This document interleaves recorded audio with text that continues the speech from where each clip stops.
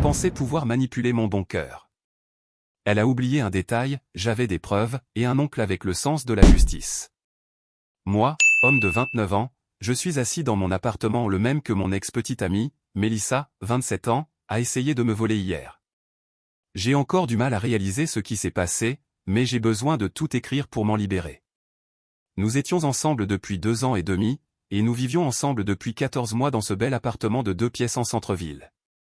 Quand nous avons emménagé, j'ai payé les $3200 de dépôt de garantie, ainsi que le premier et le dernier mois de loyer, parce que Mélissa était, entre 2 emplois. Je me suis dit, ce n'est pas grave, les couples s'entraident, non?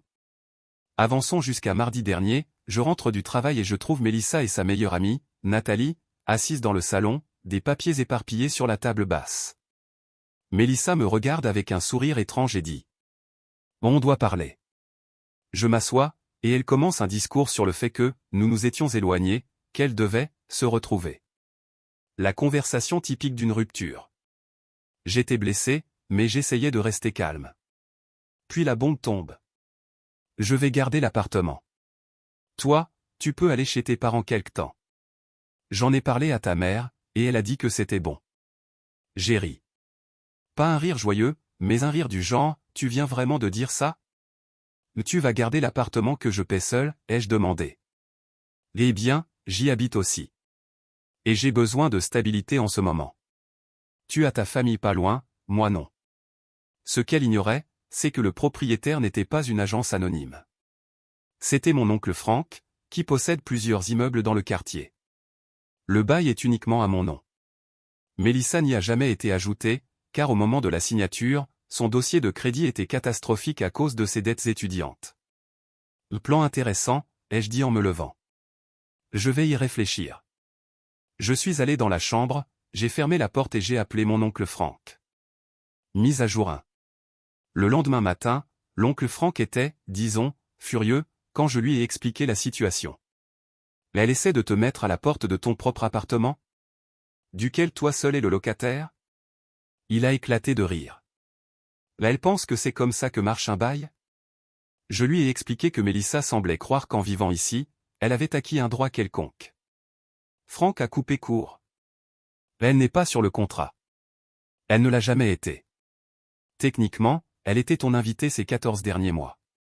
Je peux émettre un avis d'expulsion immédiatement, si tu veux qu'elle parte. Je lui ai demandé de me laisser 24 heures pour essayer de régler ça à l'amiable. Il a accepté, mais a ajouté que s'il y avait le moindre problème, il s'en chargerait par voie légale. Mercredi matin, j'ai tenté une dernière discussion avec Mélissa. Elle était dans la cuisine, préparant le petit déjeuner, en fredonnant, comme si de rien n'était. Alors, à propos d'hier soir. L'ai-je commencé? Ah, parfait, tu as eu le temps d'y réfléchir. Tu penses pouvoir partir quand? J'imaginais d'ici la fin du week-end. Le niveau d'audace était astronomique. Mélissa, tu sais que le bail est uniquement à mon nom, non? Elle a fait un geste de la main, agacée. On peut régler ça avec le propriétaire. Je suis sûr qu'il sera raisonnable. Le propriétaire, c'est mon oncle. Elle s'est figée, la spatule à la main. Quoi? L'oncle Franck est le propriétaire de l'immeuble. Je suis le seul locataire. Tu vis ici comme mon invité. Son visage a traversé 5 émotions différentes en 3 secondes. Ce n'est pas juste. J'habite ici. C'est devenu ma maison. Tu as payé $0 de loyer ou de dépôt. J'achète les courses. Et c'est moi qui ai décoré l'appartement. Tu fais les courses une fois par mois, avec la carte de crédit que je t'ai donnée pour les urgences. Et par décorer, tu veux dire les tableaux que tu as achetés chez HomeGood, encore avec ma carte? Elle s'est mise à pleurer, pas de tristesse, mais de rage. Tu es en train d'être abusif financièrement. C'est de la manipulation. C'est à ce moment-là que j'ai décidé d'arrêter d'être gentil. J'ai envoyé un message à mon oncle Franck. Tu peux lancer la procédure. Mise à jour 2. Jeudi, 14 h. L'avis d'expulsion a été livré. J'étais au travail, mais Mélissa non. D'après mon voisin Derek, qui travaille à domicile, il y a eu un vrai scandale. L'huissier a remis les papiers, et Mélissa a explosé. Elle criait dans le couloir des trucs comme J'ai des droits, c'est une union de fait. Spoiler, notre État ne reconnaît même pas ce type d'union, et même si c'était le cas, cela ne s'appliquerait pas à nous. À 14h15, mon téléphone explose de messages. Qu'est-ce que tu as fait? 24 heures? T'es fou. C'est illégal. J'ai des droits. Je vais appeler un avocat. Puis Nathalie enchaîne. Tu vas vraiment la mettre dehors? Quel genre d'homme fait ça? Elle croyait que tu l'aimais. C'est de la maltraitance. Ensuite, j'ai reçu un appel de la mère de Mélissa, Patricia. Je l'ai toujours appréciée, donc j'ai décroché. Déni, pardon, David. C'est quoi cette histoire, tu mets Mélissa dehors? Je lui ai expliqué calmement. Mélissa avait essayé de me virer de mon propre appartement, qu'elle n'avait jamais payé le loyer et n'était pas sur le bail. Patricia est restée silencieuse un moment, puis... Donc, vous aviez convenu qu'elle garderait l'appartement? Non, Patricia. C'est elle qui l'a décidé toute seule. Elle m'a simplement dit que je pouvais aller chez mes parents. Pause. Ça ressemble exactement à quelque chose qu'elle ferait. Soupira-t-elle. Et là, j'ai appris que Mélissa avait déjà fait la même chose à la fac. Elle avait convaincu sa colocataire de partir quelques jours pendant les examens, puis avait changé la serrure et gardé la chambre. La colocataire avait dû impliquer l'université. Je pensais qu'elle avait mûri. Dit Patricia, dépitée. Je vais lui parler. Mise à jour 3. Vendredi matin. Apparemment, Mélissa a passé toute la nuit à faire des recherches sur Google à propos de droits des locataires. Son Instagram était rempli de posts militants sur la protection des locataires et l'injustice des propriétaires. À cette heure, elle m'a confronté avec une pile de papiers imprimés. Selon ses sources, je suis locataire même si je ne suis pas sur le bail. Tu dois me donner au moins 30 jours de préavis. J'ai regardé les papiers. Ils provenaient de plusieurs États différents, aucun n'était le nôtre. Mélissa, ces textes s'appliquent aux vrais locataires. Toi, tu es une invitée qui a dépassé son séjour. Je reçois du courrier ici. Ça fait de moi une locataire. Tu reçois du courrier ici parce que tu as utilisé mon adresse sans autorisation. Et les magazines que tu t'es abonné avec ma carte de crédit ne te donnent aucun droit. Elle a essayé une autre approche. J'appelle la police. Ils seront de mon côté. Vas-y, ai-je répondu. L'oncle Franck m'avait déjà prévenu que cela pouvait arriver. Et effectivement, elle l'a fait. 2 voitures de police sont arrivées vers 9h du matin. Mélissa s'est précipitée vers la porte, les larmes coulant sur son visage. Officier, il essaie de m'expulser illégalement. J'habite ici. Le policier le plus âgé avait déjà l'air épuisé. Mademoiselle, votre nom figure-t-il sur le bail? Non. Mais vous payez un loyer? Techniquement non, mais... Le locataire légal vous a demandé de partir? Elle a éclaté en sanglots encore plus forts. Ce n'est pas juste. Le plus jeune des deux a jeté un œil à la notification d'expulsion. Ceci a été émis par un avocat agréé, remis en bonne et due forme. Mademoiselle, vous devez avoir quitté les lieux avant. Il consulta sa montre. 14h aujourd'hui. Mais où veux-vous que j'aille, cria-t-elle. Ce n'est pas son problème, madame, répondit calmement le policier plus âgé, me lançant un regard compatissant. Monsieur, si elle n'est pas partie à 14h, rappelez-nous. Mise à jour 4. Le début de la panique. Après le départ des policiers, Mélissa a paniqué.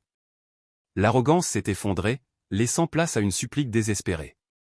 David, s'il te plaît. On peut parler calmement, comme des adultes. On a déjà essayé. Tu m'as dit de retourner vivre chez mes parents. J'étais émotive. Je ne le pensais pas comme ça. Alors comment le pensais-tu? Elle n'a pas su répondre. Vers midi, elle passait des coups de fil frénétiques pour trouver un endroit où loger. Je l'ai entendu dire à Nathalie. Comment ça, tu n'as pas de place? Tu as tout un canapé. Ce ne serait que pour quelques nuits. C'est une urgence. Puis elle a appelé d'autres amis, chaque conversation plus désespérée que la précédente. Apparemment, personne ne voulait l'héberger.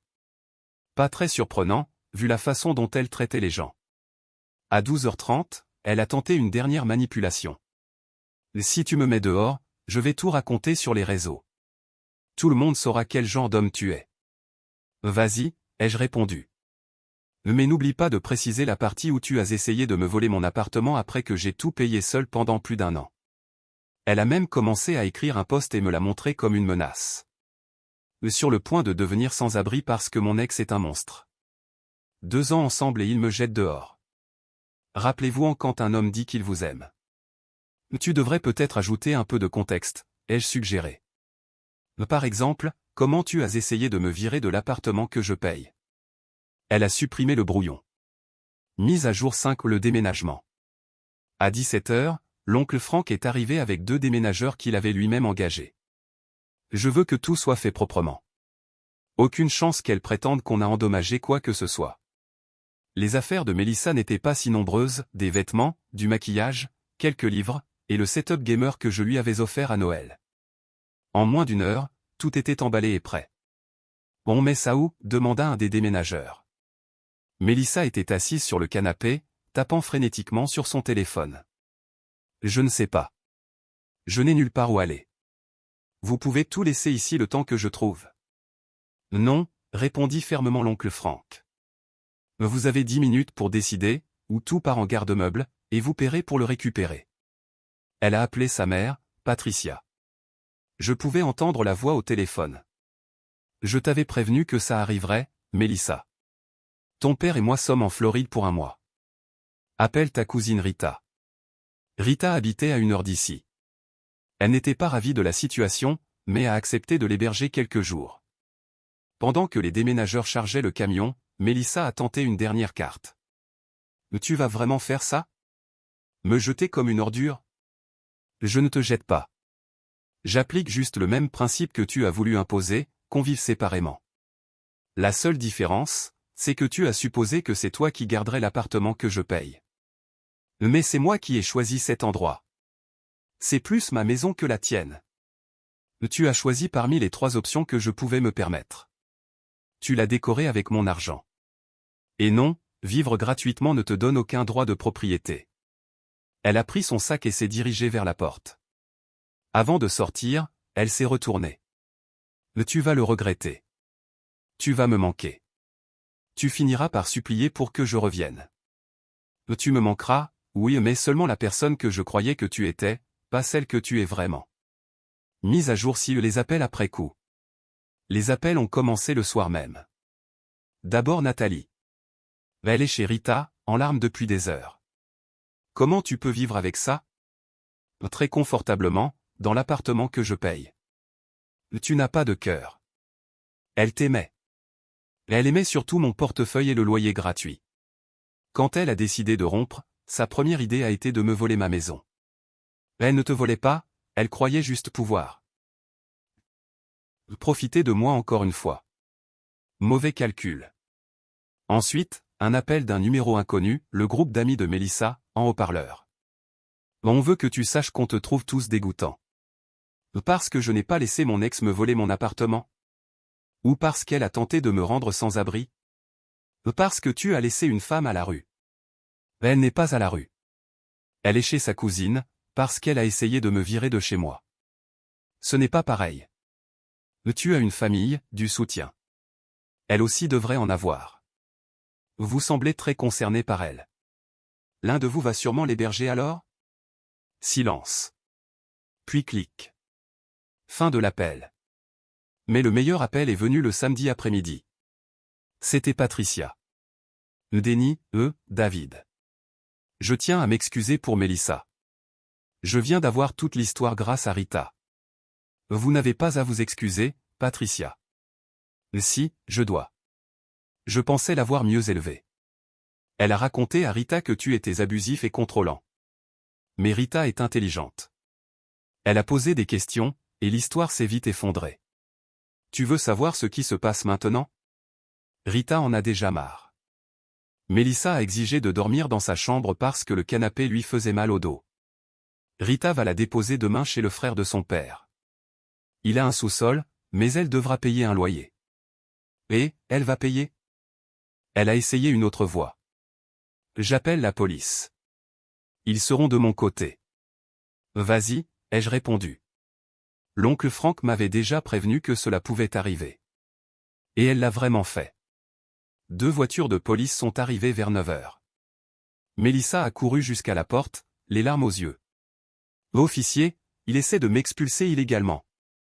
J'habite ici. » Le policier le plus âgé avait l'air fatigué.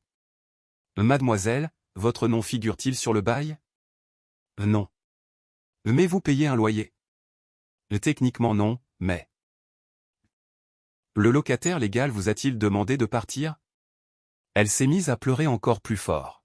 « Ce n'est pas juste. » Le policier le plus jeune a regardé l'avis d'expulsion. Ceci a été émis par un avocat agréé et remis correctement. « Mademoiselle, vous devez libérer les lieux d'ici. » Il a regardé sa montre, 14h aujourd'hui. « Mais où suis-je censé aller ?» cria-t-elle. « Ce n'est pas son problème, madame, » a dit le policier plus âgé en me lançant un regard empreint d'une pointe de sympathie. « Monsieur, si elle n'est pas partie à 14h, appelez-nous de nouveau. » Mise à jour 4. Le début de la panique. Après le départ des policiers, Mélissa a paniqué. L'attitude hautaine s'est effondrée et a fait place à des supplications désespérées. « David, s'il te plaît. Parlons comme des adultes. On a déjà essayé. Tu m'as dit de retourner vivre chez mes parents. » J'étais émotive. Je ne le pensais pas comme ça. Alors qu'est-ce que tu voulais dire ? Elle n'a su répondre. À midi, elle appelait frénétiquement pour trouver un endroit où dormir. Je l'ai entendu dire à Nathalie. « Comment ça tu n'as pas de place ? Tu as un canapé. Juste pour quelques jours. C'est une urgence. » Puis elle a appelé d'autres amis, chaque conversation était plus désespérée. Apparemment, personne ne voulait l'héberger choquant, vu la façon dont elle traitait les gens. À 12h30 elle a tenté une dernière manipulation. « Si tu me mets dehors, je vais tout poster sur les réseaux.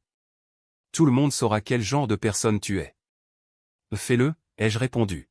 « N'oublie pas d'inclure la partie où tu as essayé de me voler mon appartement après que je l'ai payé pendant plus d'1 an. » Elle a commencé à rédiger un post et me l'a montré comme une menace. Sur le point de me retrouver à la rue parce que mon ex est méchant. 2 ans ensemble et il me jette dehors. Rappelez-vous de ça quand un homme vous dira qu'il vous aime. Peut-être voudrais-tu ajouter un peu de contexte, ai-je suggéré. Par exemple, comment tu as essayé de me faire expulser de l'appartement que je paie. Elle a effacé le brouillon. Mise à jour 5. Le déménagement. À 17h, l'oncle Frank est arrivé avec 2 déménageurs qu'il avait engagés. Je veux que tout soit fait professionnellement, a-t-il dit. Sans laisser la moindre marge pour qu'elle prétende qu'on a abîmé quelque chose. Les affaires de Mélissa n'étaient pas nombreuses, des vêtements, du maquillage, quelques livres et le setup gamer que je lui avais acheté à Noël. En moins d'1 heure, tout était emballé. On emmène ça où ? A demandé un des déménageurs. Mélissa était assise sur le canapé, tapotant frénétiquement sur son téléphone. Je ne sais pas. Je n'ai nulle part où aller. Vous pouvez laisser ça ici jusqu'à ce que je règle ? Non, a répondu l'oncle Frank, d'un ton ferme. Vous avez 10 minutes pour décider, sinon tout part en garde-meuble et vous devrez payer pour récupérer vos affaires. Elle a appelé sa mère, Patricia. Je pouvais entendre la voix au téléphone. Je t'avais prévenu que ça arriverait, Mélissa. Ton père et moi sommes en Floride. Appelle ta cousine Rita. Rita habitait à 1 heure d'ici, elle n'était pas ravie, mais a accepté de l'héberger quelques jours. Pendant que les déménageurs chargeaient le camion, Mélissa a tenté une dernière manœuvre. Tu vas vraiment faire ça ? Me jeter comme des ordures ? Je ne te jette pas. Je fixe juste la même limite que tu as voulu imposer qu'on vive séparément. Tu as présumé que tu garderais l'appartement que je paie. Mais c'est moi qui ai choisi cet endroit. Je l'ai décoré. C'est plus ma maison que la tienne. Tu as choisi parmi les 3 options que je pouvais me permettre. Tu as décoré avec mon argent. Et non, habiter gratuitement ne fait pas de cet endroit le tien. Elle a pris son sac et est partie. Avant de sortir, elle s'est retournée. Tu vas t'en mordre les doigts. Tu vas me manquer et tu m'en diras mon retour. Je vais peut-être regretter la personne que je croyais que tu étais. Pas celle que tu es réellement. Mise à jour si elle les appelle ensuite. Les appels ont commencé la même nuit. D'abord Nathalie. Elle est chez Rita en larmes. Comment peux-tu te regarder vivre ? confortablement, dans l'appartement que je paie. Tu n'as pas de cœur. Elle t'aimait. Elle aimait surtout mon portefeuille et le loyer gratuit. Quand elle a décidé de partir, sa première idée a été de me voler la maison. Puis un numéro inconnu, le groupe d'amis de Mélissa en haut-parleur. On veut que tu saches qu'on te trouve tous dégoûtants. Parce que je n'ai pas laissé mon ex me voler mon appartement? Ou parce qu'elle a essayé de me laisser sans toi? Parce que tu as laissé une femme sans maison. Elle n'est pas sans maison. Elle est chez sa cousine, parce qu'elle a essayé de me virer. Ce n'est pas la même chose. Tu as un soutien. Elle devrait en avoir aussi. Et j'imagine que l'un de vous l'hébergera alors? Silence. Puis on a raccroché. Mais la meilleure conversation est venue le samedi après-midi, c'était Patricia. Déni, enfin, David. Je veux m'excuser pour Mélissa. Je viens d'avoir toute l'histoire par Rita. Vous n'avez pas à vous excuser, Patricia. Si, je dois. Je pensais l'avoir mieux élevée. Elle a dit à Rita que tu étais abusif, mais Rita est maligne. Elle a posé des questions et l'histoire s'est vite effondrée. Tu veux savoir ce qui se passe maintenant? Rita en a déjà assez. Mélissa a exigé de dormir dans sa chambre car le canapé lui faisait mal au dos. Rita va la déposer demain chez le frère du père d'elle. Il a un sous-sol, mais elle devra payer un loyer. Et elle va payer? Commentaire Madame Reddit. Mélissa a ourdi son coût de l'appartement, comme si c'était un plan brillant, mais elle a oublié le détail essentiel, le bail n'était pas à son nom. Elle est maintenant touriste de canapé, a perdu son prince de la beach house et a découvert que la manipulation ne paie pas le loyer. Parfois, la meilleure vengeance, c'est juste laisser la personne trébucher sur sa propre arrogance.